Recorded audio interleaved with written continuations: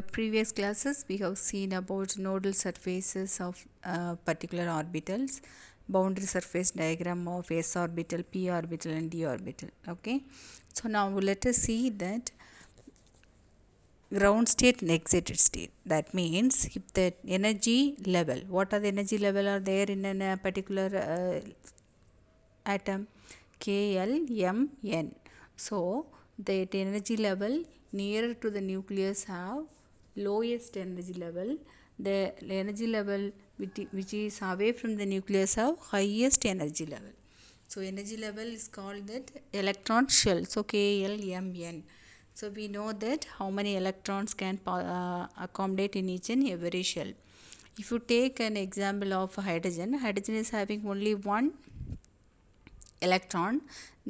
What happened to that hydrogen electron? Electron will be there in which shell? K shell, correct? So what happened to that? This electron can move to another shell. How does it move? By striking the electron with photons. That means by passing light, by striking with photons, light, by striking that electron with light, that electron absorb that energy. Do you remember that spectrum? So emission spectrum, absorption spectrum. Absorb the energy from the photon and move to the another energy level. That is, from the ground state it moves to excited state. So that's what happening when electron is moving from one state to another state. So in energy level, the fixed distance from the nucleus of an atom where electrons may be found. Electrons are tiny negatively charged particle in an atom that move around the positive nucleus at the center. So it look like it's a like a step of a staircase. Okay, now just like that it is one step it is there. So even hydrogen is having one electron. Those hydrogen one electron itself it will be having 1s orbital. It may go to 1s orbital, 2s orbital, 2p orbital in such a way. How does it move? That electron is striking by the photons. It absorbs the energy and go to the excited level. Once again from the excited level it will not be stable. Once by losing the energy it come back to ground state. That's what happening. Absorption spectrum and emission spectrum, it is happening in such a way. That's what happening in all the electrons. So here you can see this ground state and energy state.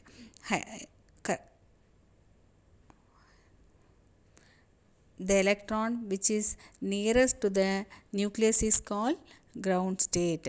An electron residing in this orbital is most strongly held by the nucleus. Why does it strongly held by the nucleus? Because it is very near to the nucleus. So the electron in the 2s and 2p orbital in a hydrogen atom is in excited state. Why it is in excited state? It is far away from the nucleus. So the energy of an electron in a multi-electron like other hydrogen atom depend not only in the principal quantum number but also its azimuthal quantum number, that is given in principal quantum number SPDF. All have different energies. This orbital quantum number depend on the orbital quantum number. The excited state and ground state depend on the quantum number.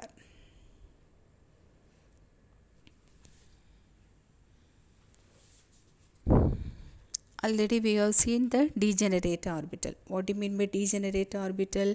The electrons which are present in same energy level as degenerate orbital. They are known as degenerate orbital. If you see that oneness, there is no degenerate orbital in a ground state. Ground state it does not have any degenerate orbital.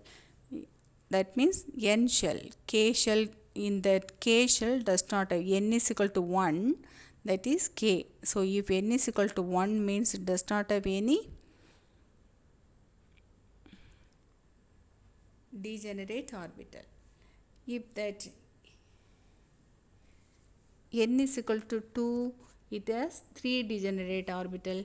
N is equal to 3, it has 5 degenerate orbital.